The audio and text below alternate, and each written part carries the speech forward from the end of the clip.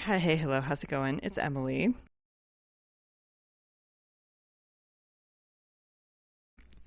And today we're going to be reading some books by authors that I have read and loved before. These are some favorite authors, and they all have some recent releases that I have not read and were very kindly picked for me by my TBR game when it was being absolutely brutal to me. Go check out that TBR game if you haven't. And yeah, so we're going to start with Adrienne Young. There are a couple of Adrienne Young books I haven't read, but I've read most of her backlist. I've read all of the Fable books, her recent, more contemporary books with a little bit of magic. I've read all of those. And now we have Fallen City. So this is an ancient city kind of vibe. So I think ancient Rome, ancient Greek type of city. It's not really particularly Roman or Greek specifically, just kind of that general vibe of an ancient city. And we're following Maris and Luca, and they are in love but have kind of been torn apart by a city being torn apart. So in this city, we've got two different sections, one where the magistrates live and people with a lot of political power live, and then across the river is basically everyone else. And so there's kind of a battle going on between these two groups. And unfortunately, they're kind of on opposite sides. So actually, both Luca and Maris are heirs to a seat on this magistrate council. So Maris's mother had a seat, and seats are inherited. So she's the heir to that seat. And then Luca's uncle has a seat but does not have an heir. So Luca kind of becomes his heir. But Luca was raised in the part of the city where everyone else lives and believes that the magistrates should be working to making decisions for everyone and what's good for everyone, not just them. And Maris believes this too. They're not like on opposite sides of that belief or anything. It just has become complicated when Maris inherits her mom's seat, and there are different factions within the council. So Maris's mom and Luca's uncle were kind of leaders of these different factions within the council. And, so we follow the story of them falling in love, bits about why this city is kind of going into chaos, and there's a rebellion going on. So Luca is leading this rebellion. Maris is still kind of stuck on the side with the magistrates and can't really get out because there's a faction of the rebellion group that has been killing magistrates who have been trying to leave.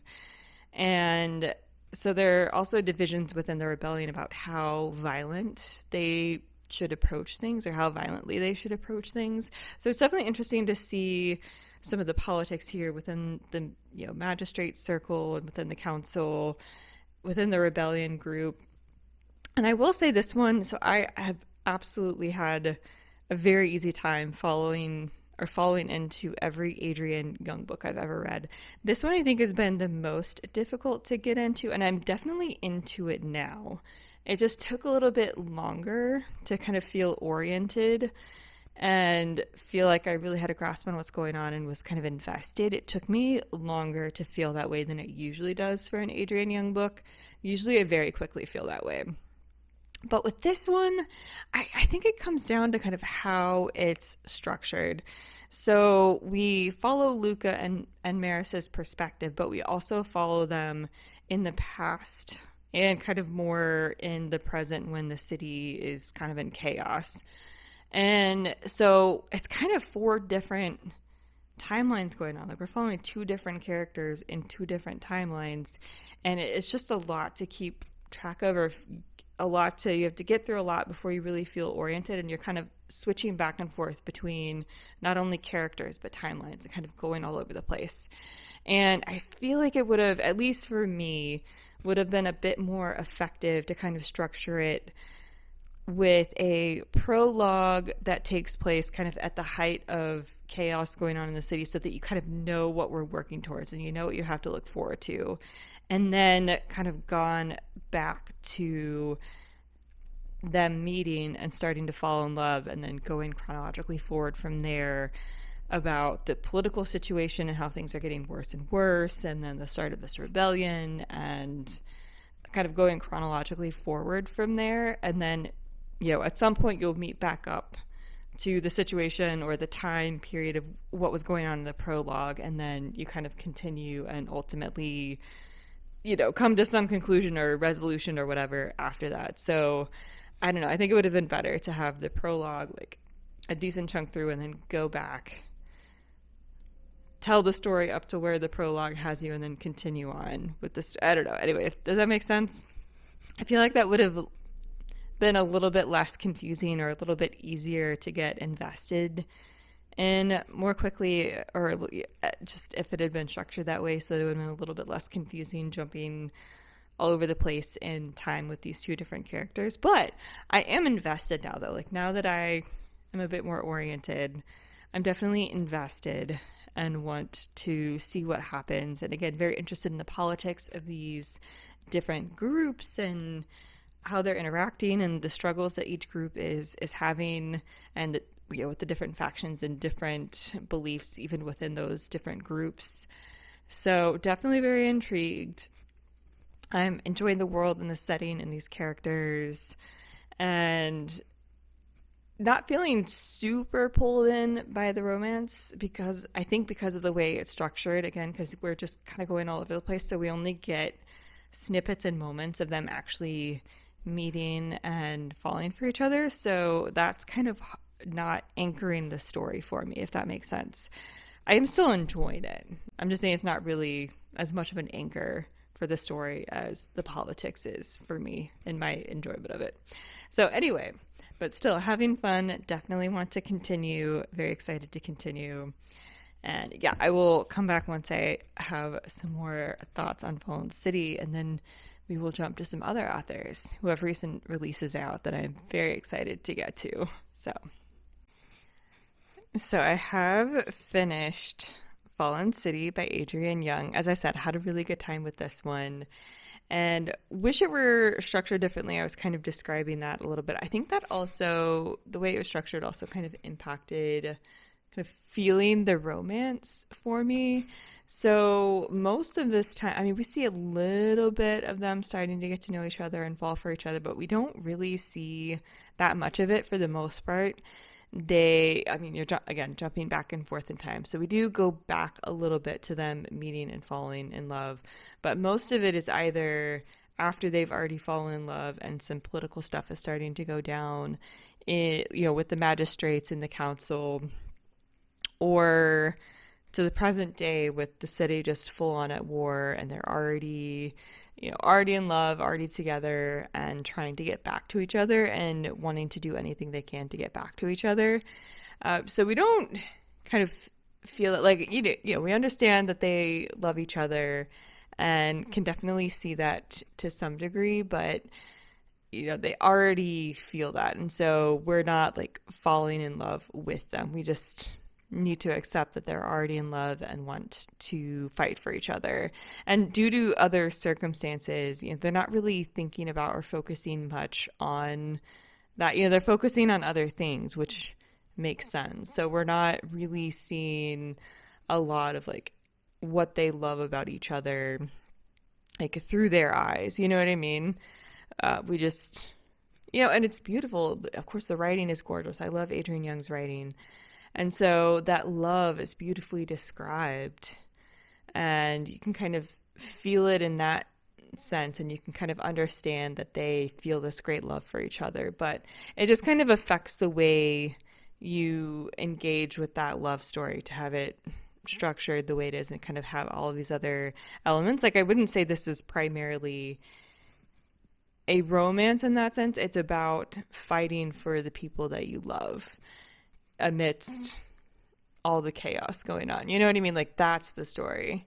And so if you're thinking that this is a fantasy romance going in, I wouldn't say it is. I think we're more focused on the fantasy part, and we don't see a lot of the romance. We just see them fighting to be able to keep that romance alive and to be together. but still beautifully written. I really enjoyed the politics of what was going on and enjoyed these characters.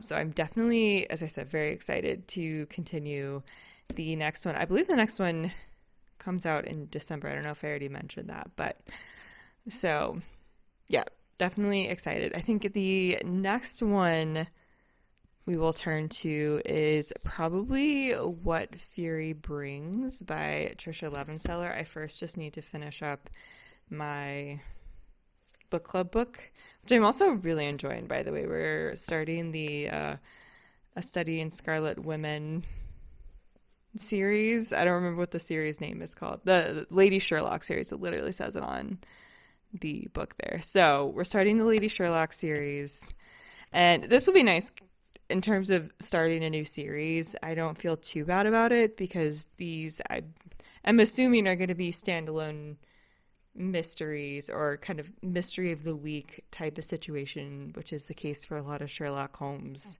retellings. And so, you know, if I wait a while to read the next one, it's not really going to matter as much. So I'm fine starting this one and then just kind of putting it on the back burner until I feel like picking up another one. But I am really enjoying it. So I do feel like at some point I will be in the mood to pick up another one. It's just going to be lower on the priority list. And I would much rather continue series that I need to recall what was going on in the first one in order to kind of enjoy the second one as much. Anyway, but yeah, Tricia Levenseller has another book. So we'll probably be starting that one next once I finish this one. So hopefully I actually can start it a bit later today and then check in tomorrow about initial thoughts. So we'll see. Oh, also forgot to mention that I have a second interview with an organization. So keep your fingers crossed for me. I really, really hope that this works out. This is the second interview I've actually, or next round interview that I've gotten. So, and I'm really excited about this one. Like, this could be a really good fit for me. So keep your fingers crossed for me, okay? So we are back on this vlog. It is the next day, and I have started What Fury Brings by Tricia Levenseller.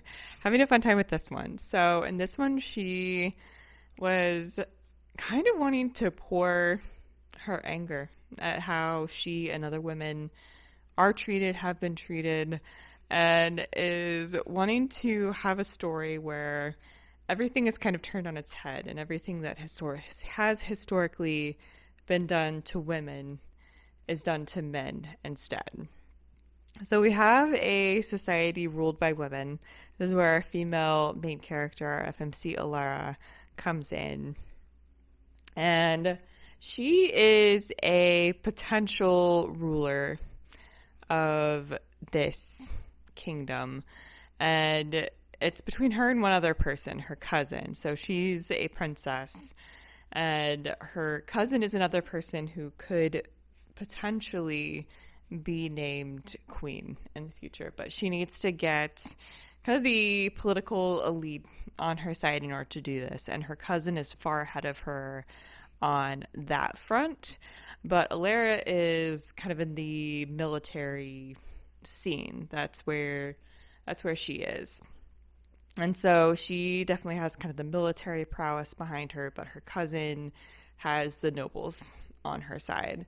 And so Alara knows that she needs to do something to give her a leg up. So what she does is go to Brutus, which is a neighboring place, like one of the remaining places where men still rule, and wants to kidnap one of the princes or steal one of their princes and take him for a husband and show that she can tame him. And that's one of the things that can kind of put the nobles or put her in favor in terms of the nobles and potentially be able to be queen one day. She definitely wants to change some things because there are people like her cousin who really just cater to the elites and don't really actually care about anyone else in their kingdom, and she wants to be someone who leads for all people in their kingdom.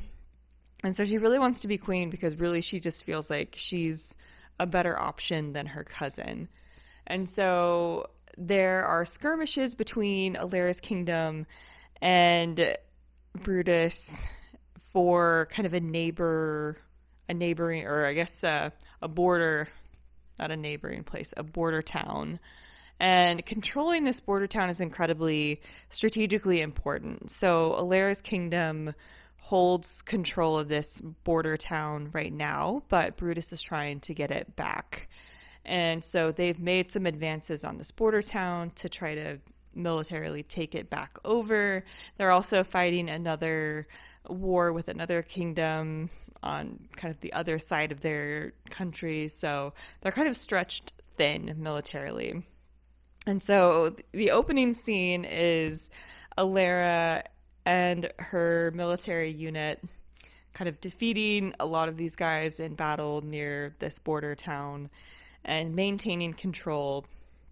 And so she kind of humiliates the king is one of the people over there who's fighting, the king of the other of Brutus of the other place. And he's over there fighting with his men, and she embarrasses him after beating him in battle and sends him back without any clothes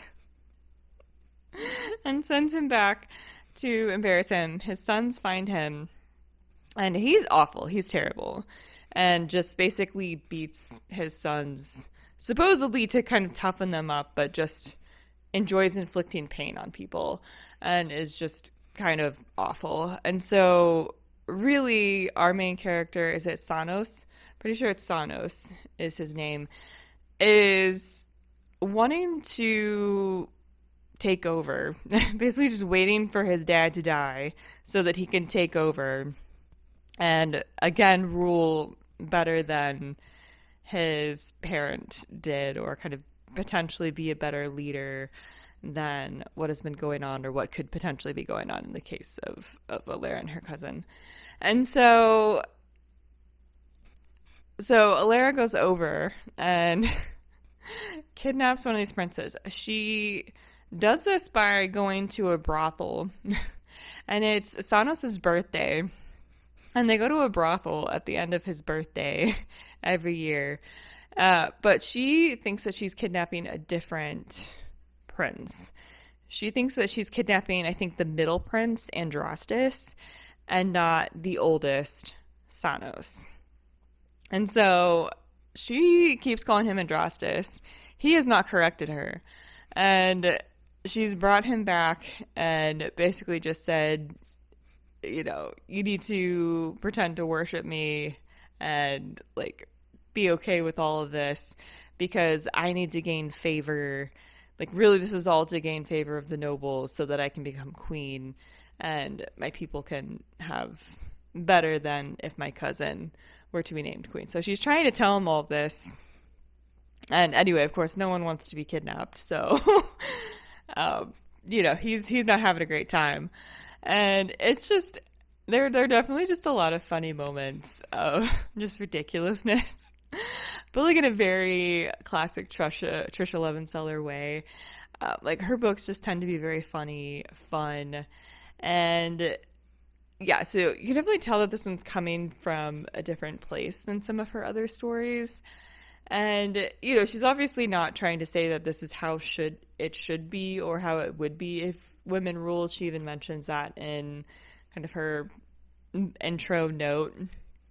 She's just wanting to kind of flip things on their head to just show how ridiculous treating anyone like this is.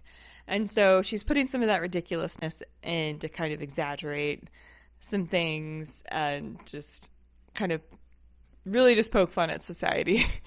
But I'm enjoying this so far. I'm having a good time. And of course, you know, we'll see what happens. We'll see what happens when she finds out that she's kidnapped the wrong prince and how their relationship dynamic changes and what happens to kind of change their dynamic. But it's just been fun so far. It's just been fun. So I'm going to keep reading and then, yeah, wrap up my thoughts on this book once I either have more thoughts or have finished, and we'll see when I next check in. But yeah. So we have a bit to catch up on because I have finished a book and am more than halfway through another. So let's catch up. It has been a lovely weekend. It was our 5-year meetiversary with Matt. So we went to the bar that we first met up at and had some drinks. It was lovely. Went for a long hike yesterday. So it's been a second since I've checked in. But as I said, I have finished What Fury Brings by Tricia Levenseller. I really enjoyed this one. I think there's some divided opinions on this one, and I think it's super interesting that there is, and I want to talk about that. So I think I give a basic premise. Our main character wants to be named the next queen. She, in order to kind of win over the nobility, captures our male main character and is trying to tame him. She thinks he's one prince of Brutus, but he's actually another.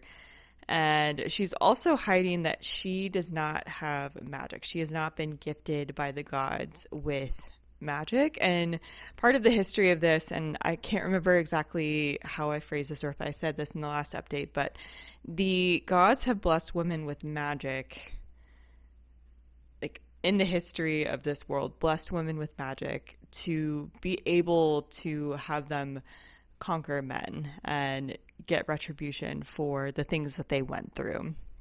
And so, this is a brutal society. This isn't exactly, it's a patriarchy reversed, right? Like, they are doing things to men that historically have been done to women. So it's not like this is a good world. It's not like our characters are good. Our main female character does some brutal things, even if she is better than her cousin and would be a better ruler than her cousin. That doesn't necessarily mean she's a good person or does good things all the way through the book, right?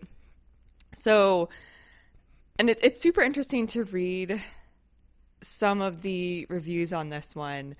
And I think it's divided because, if people are expecting a feminist take on history in this one, I don't think that's what this is, and I don't think that's what it's trying to be.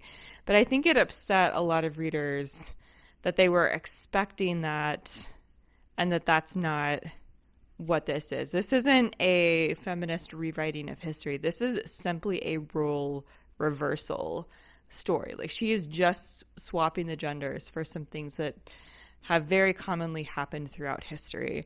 And so if you're expecting to come in and have a feminist take on history or see what a matriarchy is like and expecting to like what a matriarchy is like and expecting to enjoy what a world looks like when women rule, that's not what this is. And so I think people had different expectations than what was actually here. And I think she did a good job trying to set this up in the author's note at the beginning to say, hey, that's not what this is. That's not what I'm trying to do. I think what she's trying to do here is to highlight how different our reaction is when violence is done against men versus women. And I think this kind of can be seen in some of the reviews and some of the comments, and I'm like, I think that's kind of the point that she's making. And I've recently read 2 books that kind of have similar themes and similar story elements, but the woman is the one being conquered and having violence done to her by men, right? So if I can gloss over the violence there and enjoy those stories, which I did, I very much enjoyed those stories. Firebird and Rose in Chains are the 2 that I'm thinking of specifically that I read recently that had some similar elements or themes. If that doesn't bother me, and if we gloss over violence done against women because that's just historically what has happened, and, if something is trying to be historically accurate, that's what we expect, right? If we're glossing over all of this violence in the shows that we're watching, the media that we're consuming, the books that we're reading, but it creates a strong reaction when that same violence is done against men, I think she's asking us to kind of examine why we have a different reaction to that, if we do have a different reaction to that. And just to kind of highlight that cognitive dissonance, right, of having two different reactions to the same thing just based on what gender the violence is being done upon. So I think it's a super interesting project, a super interesting way of going about this story and storytelling and kind of what she was doing here. And you can kind of tell this is born out of her anger. And that's something else that she talks about in the author's note at the beginning. And you can kind of feel that. This feels very different than any other Tricia Levenseller book. And I do think it was fun. I think there were some elements here of maybe, is parody a right word? Like, I think there are fun and funny elements here of her trying to kind of have this story have some humor and some situational humor, some humor through the characters to kind of highlight what she's trying to say. And, you know, and there are definitely some very interesting conversations between our two main characters here where, you know, he's pointing out the hypocrisy and she's saying, yes, it's not like I'm saying our society is good or that I'm good, but you have to understand what this was born out of. And you're doing these same things to women right now in your country. So if you're upset about that, or if you're upset about what's happening to you, why are you not seeing that the same things are happening to women in your own country? And there's just some really interesting conversations that they're having as they're getting to know each other. Anyway, I thought this was super interesting. I'm very intrigued to see what happens in the next one. I think the next one is going to be, if I'm not mistaken, a companion novel that follows another character that we're introduced to in here. I haven't actually checked the Goodreads. I don't know if it's up on Goodreads. I think it is up on Goodreads, but I don't think I've actually checked the synopsis. But this story kind of wraps up, and I think at the very end we're kind of setting up what our next, the couple in our next book, if I'm not mistaken. But anyway, I think it's going to be a companion novel, and I am very intrigued to see what happens. I am also more than halfway through Wild Reverence, and it is so good to be back in this world and with Rebecca Ross's writing. I absolutely love Rebecca Ross's writing. I love the Letters of Enchantment duology, and so it's great to be back in this world. This isn't a continuation of that story. We're actually going back and learning more about the gods. So this is kind of focusing on the gods and the tumult between various gods and what goes on there. So we're following Matilda, who is kind of the messenger of the gods. And so we learn about some of her early life and her being a messenger for the gods, so she can kind of go between different realms, which isn't something that all of the gods can do. And so, you know, we kind of see her origin story a bit. We see she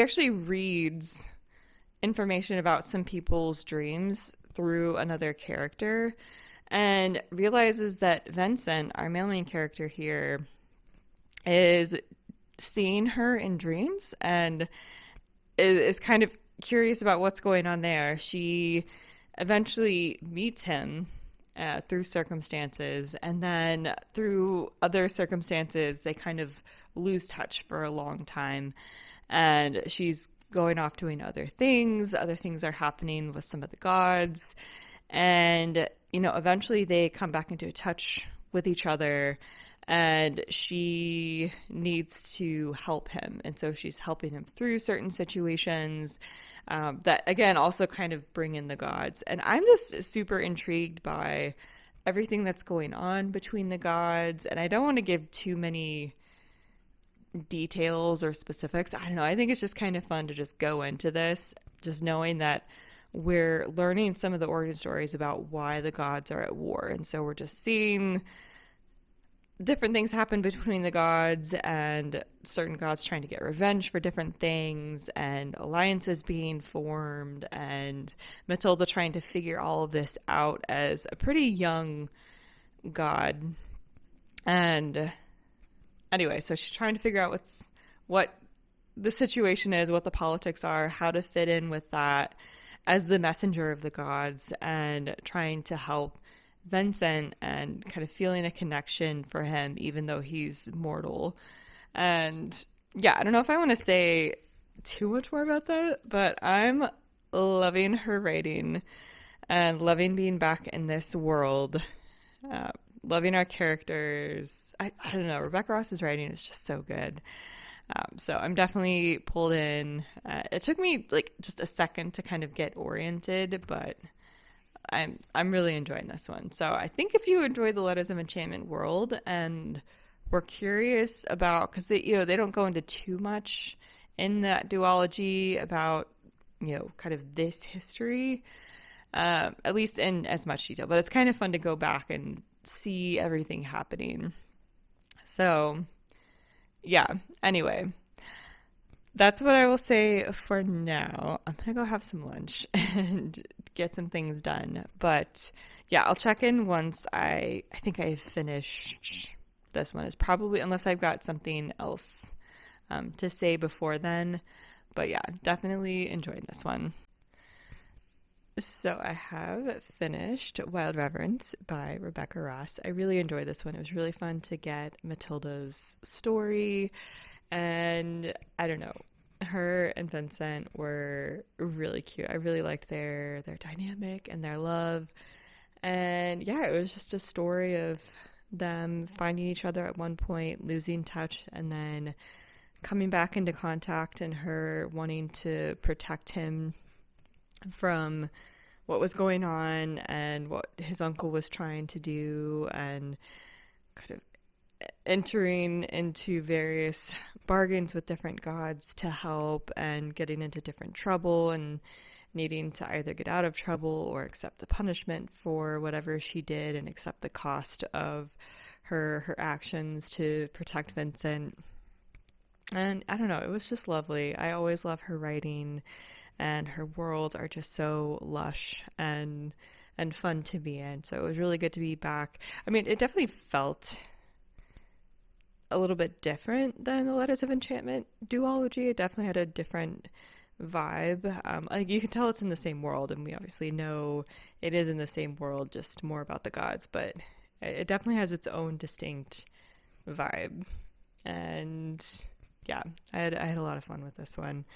So the next one that we're going to be reading, and I have started it, is, see if I can get it up here, Isles of the Emberdark by Brandon Sanderson. And this one, of course, I've read plenty of Brandon Sanderson, and so this is one of his more recent releases aside from the short story collection. This has been on my shelf for a good minute, but I'm so glad to be finally reading this one. This is one of his standalone projects, secret projects, and it apparently initially started as a kind of short story novella, and over time he had ideas for expanding it and then adding in another kind of element to the story. And so we get that original short story novella kind of in the form of flashbacks. And so anyway, let me describe it a little more. It's a little hard to describe what's going on here, but the prologue begins with a character who is becoming a dragon, and then we go to a completely different character. So I assume the next part is going to be kind of bringing this character back in and tying everything together. I trust Brandon Sanderson has a reason for doing that, and we'll tie everything back together.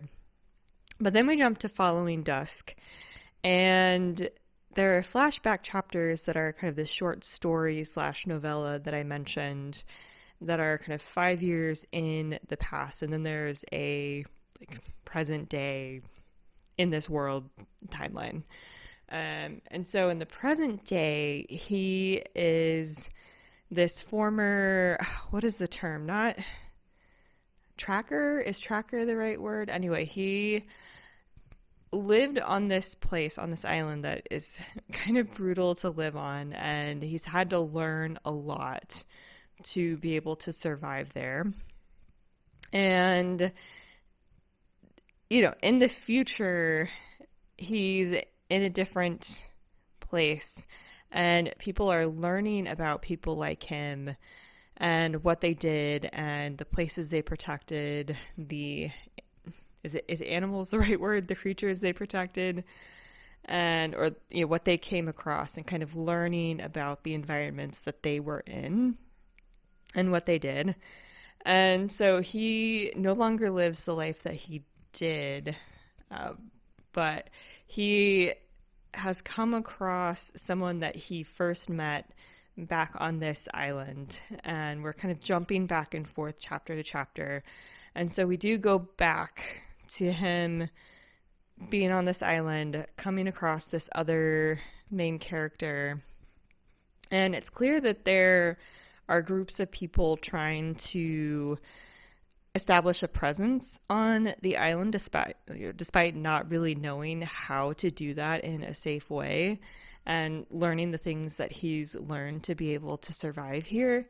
And so he comes across one person from this group who is trying to track him down, or someone like him down, to help be a guide. And so that's kind of what's happening in the past. And what these people are looking for is, there are these birds, and these birds can kind of help give warning when there is some sort of danger. And so it's kind of hard to describe what these birds can do.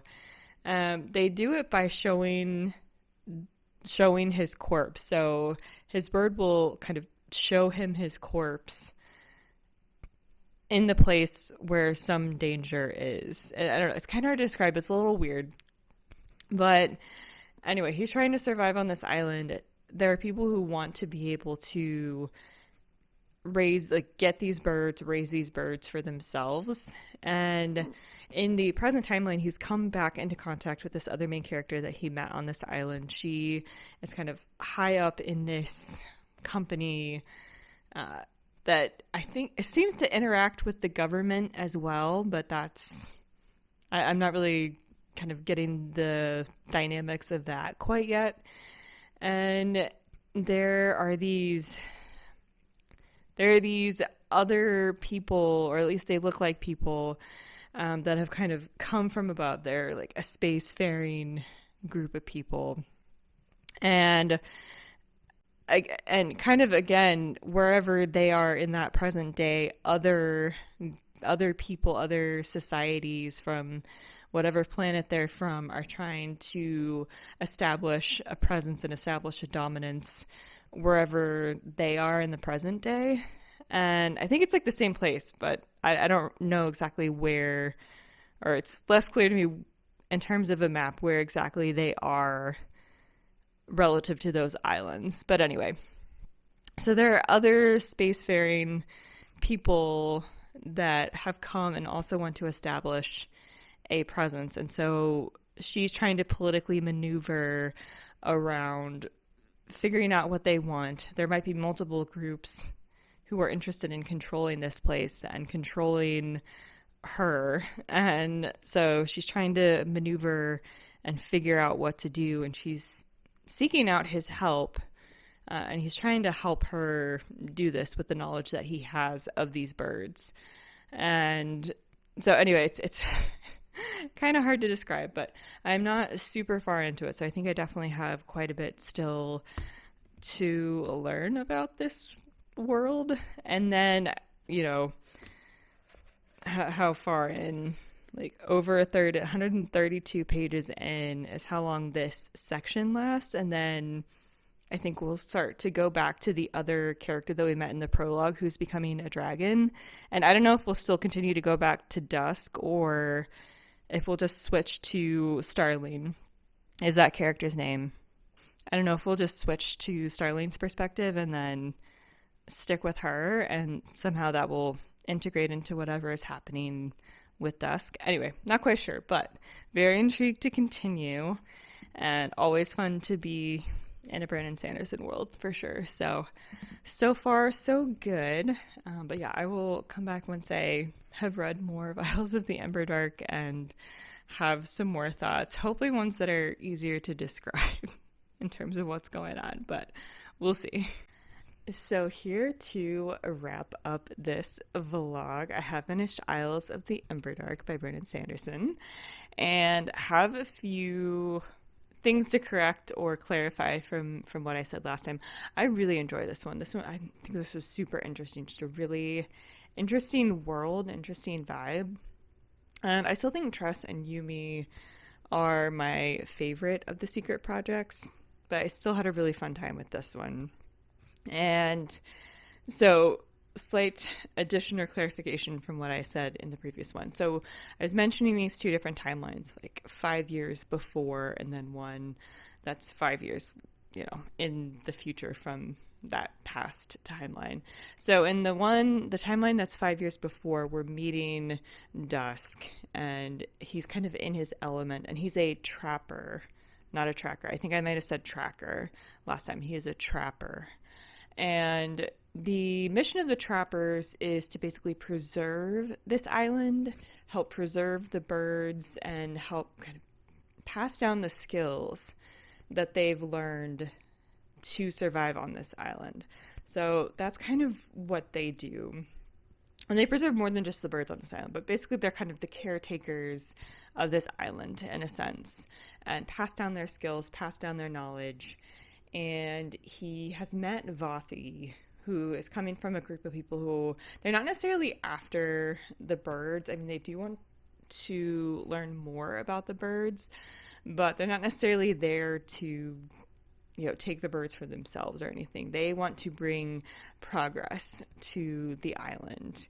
And he realizes that progress, whatever that looks like to these other people who are coming in, is kind of inevitable. And so when we're seeing him 5 years later, it's not that they're in a different place. They are still on Patchy.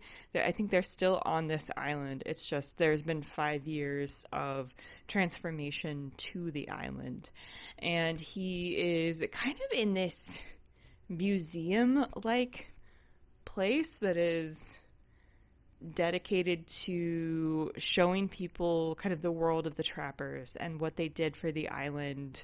And this museum is kind of talking about the history of this island and how these trappers fit in. And so that's kind of where he is towards the beginning of the later timeline. And then he's called in by Vathi to help advise on some of these negotiations that are happening with not the sky people, how do they refer to them? The ones from above or something like that. And so he's called in by Vathi to help with these negotiations or advise her on these negotiations. And she doesn't necessarily want to take any sort of deals because she doesn't really trust that these people who have come in from other places and have traveled between the stars. She's traveled between the stars. She doesn't really trust that they won't basically just try to smother everything about what they've built on this planet.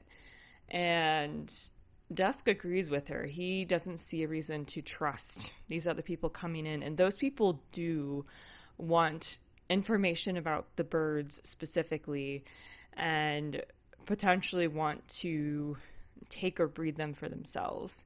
And so what he's ultimately trying to do is kind of prove that there's this thing called the perpendicularity.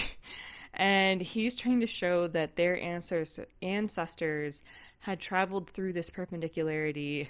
And basically he's trying to show that they can survive on their own and don't need help from anyone else, and to kind of give them leverage in these negotiations, or to show that they don't really need to make these deals because they can accomplish things on their own. And so he is given a certain amount of time to go into this perpendicularity, go into this other place, go into the Emberdark, and show that their ancestors had done this, and show that they can do it again and that they will be able to kind of take their destiny into their own hands.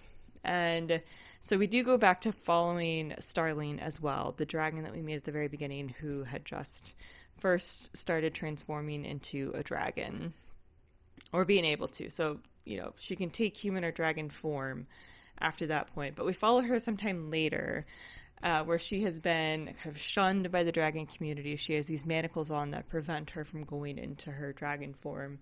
She's on this ship, and for reasons, they're also in the Emberdark, and they try to rescue this group of people. I think it's just a family who have taken their personal craft and kind of gotten lost in the Emberdark and have sent out a request for help. And they go against the captain's orders in order to do this. And so it kind of amounts to mutiny. And in order to get out of this situation, Starling is trying to find information about this perpendicularity for the people that she might be in trouble with, who paid for the expedition that they're on, and they're pissed at this group of people for potential mutiny. And so in order to kind of smooth things over, she's trying to get information about this perpendicularity that they are wanting more information about. And so that's kind of how they meet, Dusk and Starling. They kind of meet and are, for a while, kind of sort of have the same mission or want to learn about the same thing for different reasons, and are trying to figure out for their own reasons who they can really trust, what they want, and how to get that. And anyway, I hope that makes adds a little bit to what I said last time. And so it's about their journey in the Emberdark, learning about this perpendicularity and what it could mean for each of the groups of people that they care about, essentially. I'm just rambling at this point. Anyway, I had a really fun time. I thought this was a super unique world. I enjoyed the birds. I enjoyed our two main characters and their individual situations, and trying to learn more information about this world. And yeah, I think that's all I'll say. But had a really fun time. So this is a very successful vlog, I think, and I really enjoyed all of these books from authors that I love. So we'll continue to read from these authors and look forward to more that they publish. So thank you so much for joining me. Be sure to subscribe for more bookish content. I will leave my Instagram down below. I've been active there. I will leave my Etsy down below. I will leave my Pango store if you're interested in what used books I have on there. I will leave more information about how you can support the Black Lives Matter movement. And keep your fingers crossed for me, y'all. I'm supposed to hear back before too long about a potential job. So keep your fingers crossed for me. Anyway, as I said, subscribe for more bookish content and to see if I get that job. Can you tell I'm a bundle of nerves about it? Anyway, but yeah, thank you so much for watching, and I'll see you in the next one. Bye.